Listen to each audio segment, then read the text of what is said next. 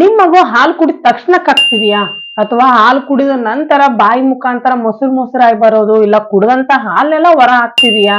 ಇದನ್ನ ನೋಡಿ ಎಲ್ಲಾ ಅಮ್ಮಂದಿರ್ಗು ತಲೆಯಲ್ಲಿ ಏನಪ್ಪಾ ಇದು ನನ್ ಮಗು ಈ ರೀತಿ ಆಗ್ತಿದೆ, ಯಾಕಪ್ಪ ಕಕ್ಕುತ್ತೆ, ಇದನ್ನ ಯಾವ ರೀತಿ ತಡೆಗಟ್ಬಹುದು ಅನ್ಕೊಂಡು ಚಿಂತೆ ಕಾಡ್ತಿರುತ್ತೆ. ಭಯ ಪಡ್ಬೇಡಿ, ಈ ಮಗು ಕಕ್ಕೋದು ಇದೊಂದು ಸಾಮಾನ್ಯ ತೊಂದ್ರೆ ಅಂತಾನೆ ಹೇಳ್ಬೋದು.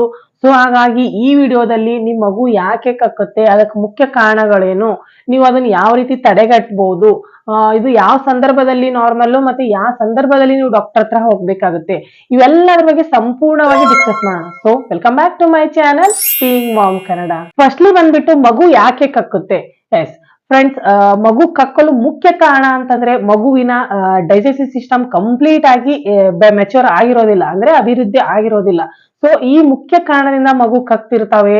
ಇದು ಹುಟ್ಟಿನಿಂದ 1 ವರ್ಷದವರೆಗೂ ಮಗು ಕಕ್ತಾ ಬರ್ತಿರ್ತವೆ. ಸಾಮಾನ್ಯವಾಗಿ ಒಂದು 4 ರಿಂದ 5 ತಿಂಗಳಷ್ಟೇ ಕಂಪ್ಲೀಟ್ ಆಗಿ ಸ್ಟಾಪ್ ಆಗ್ಬಿಡ್ತವೆ. ಇನ್ನು ಕೆಲವೊಂದು ಮಕ್ಕಳಲ್ಲಿ 1 ವರ್ಷದವರೆಗೂ ಆಗ್ತಿರುತ್ತೆ, ಅಂದ್ರೆ ಕಕ್ತಿರುತ್ತೆ. ಸೊ ಇದು ಕಂಪ್ಲೀಟ್ ನಾರ್ಮಲ್ ಅಂತಾನೆ ಹೇಳ್ಬೋದು. ಯಾವುದೇ ರೀತಿ ಭಯ ಪಡಕ್ ಹೋಗ್ಬೇಡಿ. ಡಾಕ್ಟರ್ಸ್ ಪ್ರಕಾರ ಇದಕ್ಕೆ ಸ್ಪಿಟ್ಟಿಂಗ್ ಅಪ್ ಅಥವಾ ರಿಫ್ಲೆಕ್ಸ್ ಅಂತಾರೆ. ಇದು ಯಾವುದೇ ರೀತಿ ವಾಮಿಟಿಂಗ್ ಅಲ್ಲ. ಸ್ಪಿಟ್ಟಿಂಗ್ ಅಪ್, ಈ ಕಕ್ಕೋದು ಮತ್ತೆ ವಾಮಿಟಿಂಗ್ ಏನಿದೆ ಕಂಪ್ಲೀಟ್ ಆಗಿ ಡಿಫರೆಂಟ್ ಆಗಿರುತ್ತೆ. ಈ ಕಕ್ಕುವುದಕ್ಕೆ ಮುಖ್ಯ ಕಾರಣಗಳೇನು.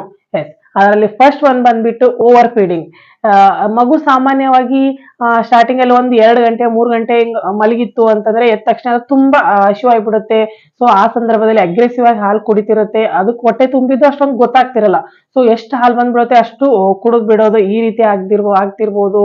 ಅಥವಾ ನೀವೇ ನಿಮ್ ಮಗು ಚಬ್ಬಿ ಆಗ್ಬೇಕು ಅನ್ಕೊಂಡು ಅದೊಂದು ತಲೆಯಲ್ಲಿ ಇಟ್ಕೊಂಡು ತುಂಬಾ ಜಾಸ್ತಿ ಅದಕ್ಕೆ ಹಸಿವು ಆಗಿರೋಕ್ಕಿಂತ ಮುಂಚೆ ಕೂಡ ನೀವು ಕೆಲವೊಂದ್ ಬಾರಿ ಫೀಡ್ ಮಾಡಕ್ ಹೋಗ್ತಿರ್ತೀವಿ. ಈ ರೀತಿ ಓವರ್ ಫೀಡಿಂಗ್ ನಿಂದ ಈ ಮಗು ಕಕ್ಕುತ್ತೆ. ಮಗುನೊಟ್ಟೆ ಪುಟಾಣಿ ಅಂದ್ರೆ ಪುಟಾಣಿ ಇರುತ್ತೆ, ಅದಕ್ಕೆ ಎಷ್ಟು ಸಾಧ್ಯವಾಗುತ್ತೆ ಅಷ್ಟೇ ಇಟ್ಕೊಳ್ಳುತ್ತಲ್ಲ, ಹೆಚ್ಚಿಂದ ಹೊರ ಹಾಕ್ಲೇಬೇಕಾಗತ್ತಲ್ಲ. ಸೊ ಹಾಗಾಗಿ ಈ ಓವರ್ ಫೀಡಿಂಗ್ ಇಂದ ಕೂಡ ಮಗು ಕಕ್ಕುತ್ತೆ. ಇದು ಒಂದು ಕಾರಣ ಅಂತ ಹೇಳ್ಬೋದು. ನೆಕ್ಸ್ಟ್ ರೀಸನ್ ಬಂದ್ಬಿಟ್ಟು ಮಗುಗೆ ಬರ್ಫ್ ಮಾಡಿಸದೇ ಇರೋದು. ಎಸ್, ಸಾಮಾನ್ಯವಾಗಿ ಮಗು ಹಾಲು ಕುಡಿಯುವಾಗ ಹಾಲಿನ ಜೊತೆ ಕೆಲವೊಂದಿಷ್ಟು ಗಾಳಿ ಕೂಡ ಹೊಟ್ಟೆ ಒಳಗೆ ಹೋಗಿರುತ್ತೆ. ನೀವೇನಾದ್ರೂ ಬರ್ಫ್ ಮಾಡ್ಸಿಲ್ಲ ಅಂತಂದ್ರೆ ಗಾಳಿ ಹೊರವಾಗ ಗಾಳಿ ಜೊತೆ ಕೆಲವೊಂದಿಷ್ಟು ಹಾಲು ಕೂಡ ಹೊರ ತಗೊಂಡ್ಬಂದ್ಬಿಡುತ್ತೆ. ಸೊ ಇದು ಒಂದು ಕೂಡ ಮುಖ್ಯ ಕಾರಣ ಆಗಿರುತ್ತೆ. ಅಂಡ್ ನೆಕ್ಸ್ಟ್ ಬಂದ್ಬಿಟ್ಟು ಲೈಯಿಂಗ್ ಪೊಸಿಷನ್ ಇಮಿಡಿಯೇಟ್ಲಿ. ಎಸ್, ಹಾಲು ಕುಡಿದ ತಕ್ಷಣನೇ ನೀವು ಮಗುನ ಹಾಗೆ ಮಲಗಿಸ್ಬಿಟ್ರಿ ಅಂತಂತಂದ್ರೆ, ಮಗು ಫ್ಲಾಟ್ ಆಗಿತ್ತು ಅಂತಂದ್ರೆ ಡೈಜೆಸ್ಟಿವ್ ಸಿಸ್ಟಮ್ ಮತ್ತೆ ಈ ಅನ್ನನಾಳ ಏನಿರುತ್ತಲ್ಲ ಒಂದೇ ಪೊಸಿಷನ್ಗೆ ಬಂದ್ಬಿಡುತ್ತಲ್ಲ. ಸೊ ಹಾಗಾಗಿ ಹೊಟ್ಟೆ ಒಳಗಿದ್ದಂತ ಹಾಲು ಅನ್ನನಾಳದಿಂದ ಬಾಯಿ ಮುಖಾಂತರ ಹೊರ ಬಂದ್ಬಿಡೋ ಚಾನ್ಸಸ್ ಕೂಡ ಇರುತ್ತೆ. ಸೊ ಹಾಗಾಗಿ ನಿಮ್ ಮಗು ಮಲಗಿದ್ರು ಕೂಡ ಹಾಲು ಕುಡಿದ ನಂತರ ಒಂದು 5 ರಿಂದ 7 ನಿಮಿಷಗಳ ಕಾಲ ಆದ್ರೂ ಭುಜದ ಮೇಲೆ ಹಾಕೊಂಡು ವಾಕಿಂಗ್ ಮಾಡ್ತಾ ಬನ್ನಿ. ಇಲ್ಲ ನನ್ ಮಗು ಎದ್ ಬಿಡುತ್ತೆ ಅನ್ಕೊಂಡು ಈ ರೀತಿ ಏನಾದ್ರು ತಲೆ ಇತ್ತು ಅಂತಂದ್ರೆ ಜಸ್ಟ್ ನೀವು ಕಾಲ್ ಮೇಲೆ ಹಾಕೊಂಡಿರ್ತಿರಲ್ಲ, ಕಾಲ್ ಮೇಲೆ ಒಂಚೂರು ಮಗುನ ತಲೆ ಭಾಗದಲ್ಲಿ ತಲೆ ಭಾಗನ ಒಂಚೂರು ಸ್ಲೈಟ್ ಆಗಿ ಅಪ್ ಪೊಸಿಷನ್ ಅಲ್ಲಿ ಇಡಿ. ಈ ರೀತಿ ಮಾಡೋದರಿಂದ ಕೂಡ ನೀವು ಈ ಕಕ್ಕೋದನ್ನ ಅವಾಯ್ಡ್ ಮಾಡಬಹುದು. ನೆಕ್ಸ್ಟ್ ಒಂದ್ ಬಂದ್ಬಿಟ್ಟು ಇಮ್ಮೆಚೂರ್ ಡೈಜೆಷನ್. ಎಸ್, ನಾ ಸ್ಟಾರ್ಟಿಂಗ್ ಅಲ್ಲಿ ಹೇಳಿದೆ, ಮಗುವಿನ ಡೈಜೆಸ್ಟ್ ಸಿಸ್ಟಮ್ ಕಂಪ್ಲೀಟ್ ಆಗಿ ಮೆಚೂರ್ ಆಗಿರೋದಿಲ್ಲ, ಅಂದ್ರೆ ಮಗು ಕುಡಿದಂತ ಹಾಲ್ನೆಲ್ಲ ಹಿಡಿದಿಟ್ಕೊಳ್ಳುವಂತ ಶಕ್ತಿ ಇನ್ನೂ ಬೆಳೆದಿರೋದಿಲ್ಲ. ಸ್ಲೋ ಆಗಿ ಮಗು ಯಾವ ರೀತಿ ಮೆಚೂರ್ ಆಗ್ತಾ ಬರುತ್ತೆ, 2 ತಿಂಗಳು 4 ತಿಂಗಳು 8 ತಿಂಗಳು ಈ ರೀತಿ ಮಗು ದೊಡ್ಡದಾದಂಗಾದಾಗ ಡೈಜೆಸ್ಟಿವ್ ಸಿಸ್ಟಮ್ ಇಂಪ್ರೂವ್ ಆಗಿ ಮೆಚೂರ್ ಆಗಿ ಹಾಲು ಹಿಡಿದು ಇಟ್ಕೊಳ್ಳುವಂತ ಶಕ್ತಿನ ಬೆಳೆಸ್ಕೊಳ್ಳುತ್ತೆ. ಯಾವ ಸಂದರ್ಭದಲ್ಲಿ normal, when it is normal. Yes, ನಿಮ್ ಮಗು ಏನಾದ್ರೂ ಕಕ್ಕಿತ್ತು ಅಂತಂದ್ರೆ, ಅಂದ್ರೆ ಈ ಸ್ಪಿಟ್ ಅಪ್ ಮಾಡಿತ್ತು ಅಂತಂದ್ರೆ ಯಾವುದೇ ರೀತಿ ಅಳ್ತಿದ್ದಿಲ್ಲ, ಅದು ನಾರ್ಮಲ್ ಆಗೇ ಇದೆ, ಹ್ಯಾಪಿ ಆಗೇ ಇದೆ, ನಾರ್ಮಲ್ ಆಗಿ ವೇಟ್ ಗೇನ್ ಆಗ್ತಿದೆ. ನೀವು ಎವ್ರಿ ಟೈಮ್ ನಿಮ್ ಮಗು ಒಂದು 5 ರಿಂದ 6 ತಿಂಗಳವರೆಗೂ ಆಗುವವರೆಗೂ ಪ್ರತಿ ತಿಂಗಳು ನಿಮ್ ಮಗುವಿನ ವೇಟ್ ಚೆಕ್ ಮಾಡ್ಬೇಕಾಗತ್ತೆ. ಮಗುವಿನ ತೂಕದಲ್ಲಿ ಯಾವುದೇ ರೀತಿ ಕಡಿಮೆ ಆಗಿದ್ದಿಲ್ಲ ಅಂತಂದ್ರೆ, ಮತ್ತೆ ತುಂಬಾ ಜಾಸ್ತಿ ಕೂಡ ಸ್ಪಿಟ್ ಅಪ್ ಆಗ್ಬಾರ್ದು.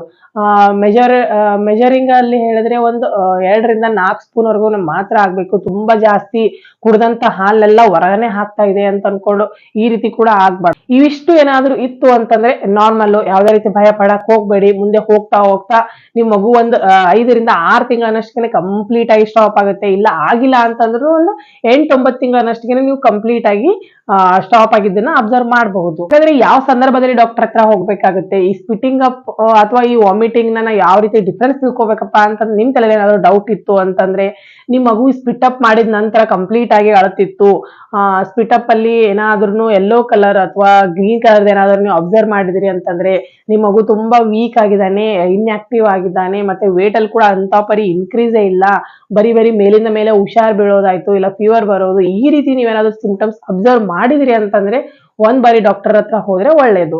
ಅಪ್ನೆ ಯಾವ ರೀತಿ ಕಡಿಮೆ ಮಾಡಬಹುದು ಅಂದ್ರೆ ನಿಮ್ ಮಗುನ ಕಕ್ಕೋದ್ರಿಂದ ನೀವು ಯಾವ ರೀತಿ ತಡೆಗಟ್ಟಬಹುದು, ಆಸ್ ಅ ಪೇರೆಂಟ್ ಆಗಿ ನೀವು ಯಾವ ರೀತಿ ಸಹಾಯ ಮಾಡ್ಬೋದಪ್ಪ ಅಂತಂದ್ರೆ, ನಿಮ್ ಮಗು ಒಂದು 4 ರಿಂದ 5 ತಿಂಗಳು ಆಗುವವರೆಗೂ ಎವ್ರಿ ಟೈಮ್ ನೀವು ಫೀಡಿಂಗ್ ಮಾಡಿದ ನಂತರ ನಿಮ್ ಮಗುನ ಒಂದ್ 10 to 15 ಮಿನಿಟ್ಸ್ ವರೆಗೆ ಆದ್ರೂ ಶೋಲ್ಡರ್ ಮೇಲೆ ಹಾಕೊಂಡು ವಾಕಿಂಗ್ ಮಾಡ್ತಾ ಬನ್ನಿ.